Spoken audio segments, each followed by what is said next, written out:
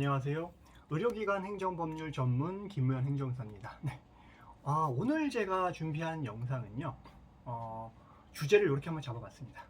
노인요양병원에서 종종 발생하는 의료 관련법 위반사항 이렇게 준비를 해봤습니다. 네. 요양병원이나 이런 의료기관 행정처분 구제 실무를 이제 하다 보면 빈번하게 다루었던 법 위반 사항이 있는 것 같습니다. 그래서 이런 내용을 좀 중심으로 해서 내용을 좀 정리를 해봤으니까 한번 좀 들어보시기 바랍니다. 네. 현재 우리 사회가 고령 사회로 진입을 하면서 노인 요양병원 개설 신고를 의뢰하는 건들이 좀 많아지는 것 같습니다. 그래서 요즘 행정사의 주요 업무인 인허가 및 행정처분 구제 업무 중에서 노인 요양원의 설립 인허가 및 관련 행정처분 건수가 많아지고 있는 것이 사실입니다. 그런데 행정처분 위반 사유 및 위반 법령을 검토해 보면 주로 발생되는 법령 위반 사항이 있다는 것입니다. 그래서 오늘은 의료기관이 노인요양병원에서 주로 발생되는 법 위반 사항에 대해서 알아보고자 합니다. 먼저 선택의료기관 이용절차 위반 청구 및 약제비 청구권에 대해서 좀 살펴보고자 합니다. 의료급여법 시행규칙에서는요, 선택의료급여 적용 수급자가 선택의료급여기관이 아닌 다른 의료기관에서 진료를 받으면 선택의료급여기관이 발급한 의료급여 의뢰서를 제출하도록 규정되어 있습니다. 의료급여 의뢰서가 없이 다른 의료기관을 이용하는 경우에는 의료비 전액을 본인이 부담하는 것이 원칙입니다. 그런데 요양병원에서는 진료비 등을 의료급여 비용으로 청구를 하고 원해 처방전에 따른 약제비를 전액 수급자가 부담하도록 처방하지 않고 의료급여 비용으로 처방해서 약국 약제비를 청구하는 경우가 종종 있는데요. 이러한 경우 부당 청구로 보아서 일선 시군구에서는 부당이득금 청구가 들어올 수가 있고요. 보건복지부에서는 업무정지 처분을 받을 수가 있으니까 좀 유의를 하셔야 된다라고 보시면 될 것 같습니다.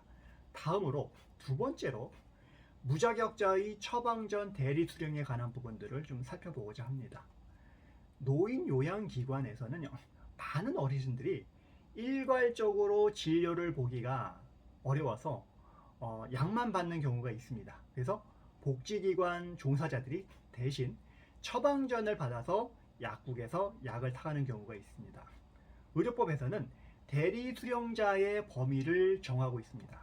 대리수령자는 노인복지법에 따른 노인복지시설에 종사하는 사람을 명시하고 있습니다. 의료법 시행규칙에서는요, 대리수령자가 처방전을 수령하기 위해서는 의사, 치과의사, 한의사에게 처방전 대리 수령 신청서를 제출하도록 규정하고 있는데요.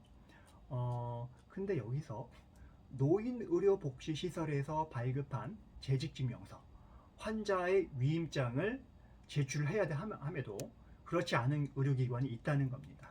그래서 대부분의 환자, 입소자의 위임장이 없이 앞서 살펴본 여러 가지 형식을 갖추지 않고 대리 수령을 하는 곳이 비일비재하다라고 이제 보시면 될 것 같습니다.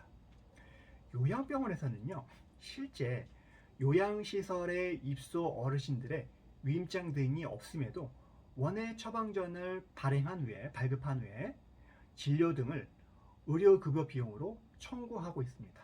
또한 원해 처방전을 의료급여 대상으로 발급해서 약제비를 청구하게 하는 곳이 많다라고 보시면 될 것 같습니다. 그래서 이런 위반 사항이 있어서 한번 말씀을 드려봤고요.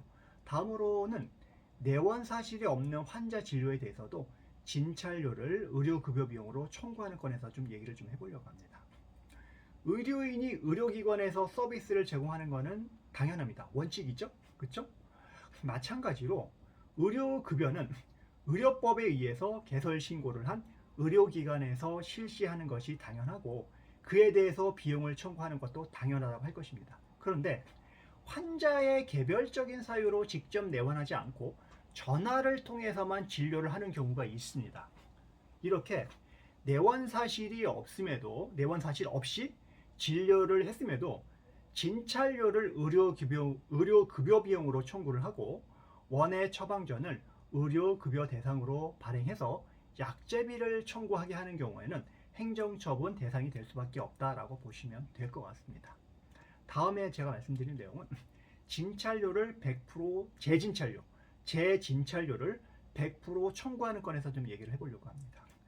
의료기관을 운영하기 위해서는요, 의료인이 환자를 잘 치료하는 것도 매우 중요합니다. 하지만 안정적으로 의료기관을 운영하기 위해서는 관련 행정법률에 대한 이해가 깊어 병원 운영에 실질적으로 적용을 할 줄 알아야 됩니다. 그러나 대형 대학병원 등이 아니면 사실상 의료인과 의료보조 직원들만으로 운영되는 경우가 대부분이다. 그래서 의료 관련 법률에 문외한 사무장이라든가 직원분들이 행정처분을 조금 좀 잘 선별해서 법률을 검토해서 피한다는 것은 사실상 어렵습니다. 어렵다고 봐야 되고요. 그래서 의료인도 의료법이라든가 국민건강보험법이라든가 의료급여법이라든가 아니면 건강보험 행위급여 비급여 목록표 및 급여 상대 가치 점수 등 이러한 하부 지침부터 상부 여러 가지 법령 등 이런 것들을 꼼꼼하게 챙기는 것이 가장 중요한데 의료인이 환자 진료 보는 것도 빠듯한데 이렇게 행정법률까지 생각하면서 병원을 운영한다는 것은 사실상 어렵습니다. 그래서 앞서 언급한 복지시설의 종사자가 처방전을 대신 수령하는 것처럼 환자가 직접 내원하지 않고 환자 가족이 병원을 방문하여 주치의와 상담을 하고 약제를 수령하거나 처방전을 받는 경우가 있습니다. 이러한 경우 재진찰료 소정 점수의 50%를 산정하는 것이 원칙인데 환자의 보호자가 상담한 후 약제 또는 처방전을 발급받은 경우에도 재진찰료 100%를 청구해서 문제가 되는 경우가 굉장히 많다고 보시면 될 것 같습니다. 다음은 이 문제는 항상 오랫동안 있었던 문제인데요. 무자격자가 실시한 검사료를 청구하는 건입니다. 의료법에서는요. 무면허 의료인의 행위를 엄격하게 금지하고 있습니다. 또한 의료기사법에 따라서 의료기사 등이 아니면 의료기사 등의 업무를 하지 못하도록 규정하고 있습니다.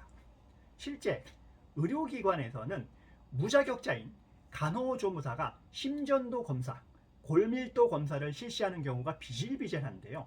의료기관에서는 무자격자의 검사료 등에 대해서 의료급여 비용을 청구하는 잘못으로 업무정지 등 행정처분을 받는 경우가 있습니다. 오늘은 의료기관에서 흔하게 위반하는 몇 가지 사례와 관련된 위반 사항에 대해서 공유해 봤습니다. 따라서 의료기관에서는요, 보건복지부, 건강보험공단, 일선보건소, 건강보험 평가원 등 행정기관의 행정 절차와 행정법률에 대해서 잘 알고 있는 행정사들의 도움을 받아서 행정처분의 위험으로부터 피할 수 있는 노력이 필요하지 않을까 생각을 듭니다. 그래서 오늘은 의료기관에서 조금 알아야 될 사항들, 의료기관에서 많이 발생되는 위반 사항에 대해서 공유를 해봤습니다. 다음에도 의료기관 관련돼서 좋은 행정법률 정보가 있으면 소개해드리도록 하겠습니다. 마지막으로 좋아요, 구독 꼭 부탁드리고요. 궁금한 사항 있으시면 아래 전화가 있으니까는 언제든지 전화 주시면 친절하게 상담을 드리겠습니다. 오늘 여기까지 하겠습니다. 감사합니다.